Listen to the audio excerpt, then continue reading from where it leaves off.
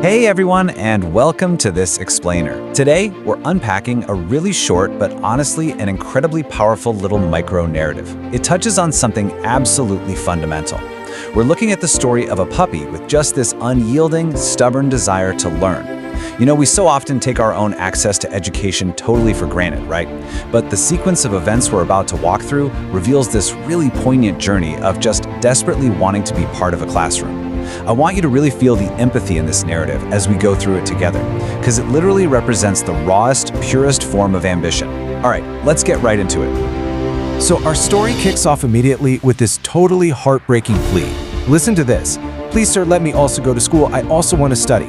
It's just a stark, emotional hook right from the get-go. I mean, this isn't just about a cute animal, right? It actually represents that universal, innate desire for education that's wired into all of us. Notice how he isn't asking for food or a toy or a warm bed to sleep in. No, he's directly asking for knowledge. He recognizes the school as a place of immense value, and he just desperately wants to be let inside. Section 1. The puppy's plea, denied for being poor. Okay, let's dive into this.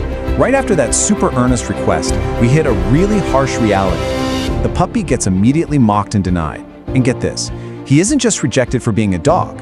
He is specifically targeted and turned away for being poor. But wow, look at this step-by-step character journey. He doesn't just roll over and give up.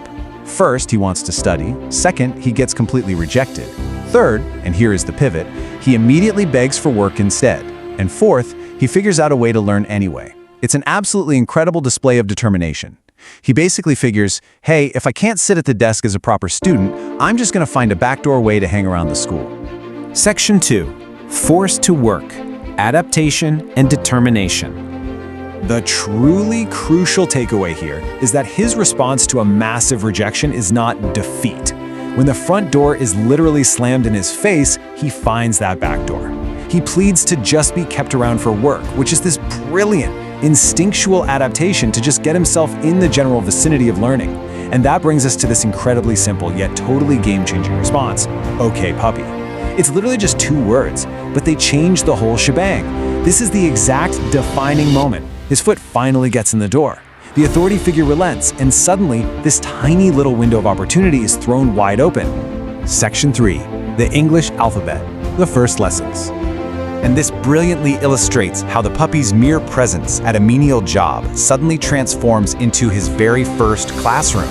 The exact environment he was forced into becomes his actual sanctuary for learning. It's amazing to watch how this builds. We've got the English alphabet on one side, right alongside the Hindi alphabet on the other. What the creators have done here is seamlessly blend a really poignant, emotional storyline with actual practical early childhood education in 2 completely distinct languages. They're basically using this engaging storytelling as a Trojan horse for real-world foundational teaching.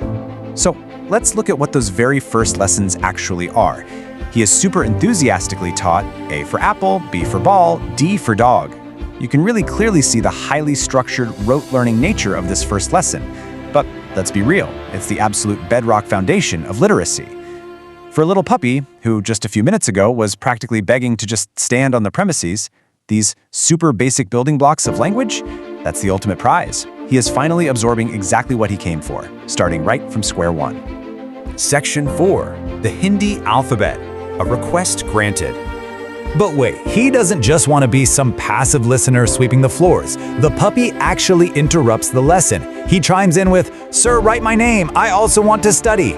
He wants to be recognized as a legitimate, true student. And the teacher responds with this wonderfully affirming, "Okay, puppy," which really serves as a massive sign of final acceptance into the learning environment. He isn't just a worker eavesdropping anymore. He is officially being taught. From there, the foundational Hindi alphabet is laid right out for him.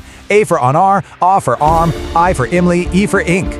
This expanding curriculum shows us that his brave little request was completely honored, giving him the actual tools to express himself in multiple ways. As we wrap up this explainer, I really want to leave you with a rather provocative thought to chew on. Will the puppy ever get his name formally written in the actual school register? It's kind of an unwritten ending to a really inspiring micro-narrative. But honestly, what you should really take away from all of this is the overarching theme of sheer willpower completely overcoming adversity. When the desire to learn is that powerful, absolutely no barrier, not even being cruelly dismissed as just a poor puppy, can stand in your way. It is a wonderful, timely reminder for all of us to cherish our own educational opportunities and to never, ever stop seeking out knowledge, no matter what obstacles are thrown in our path.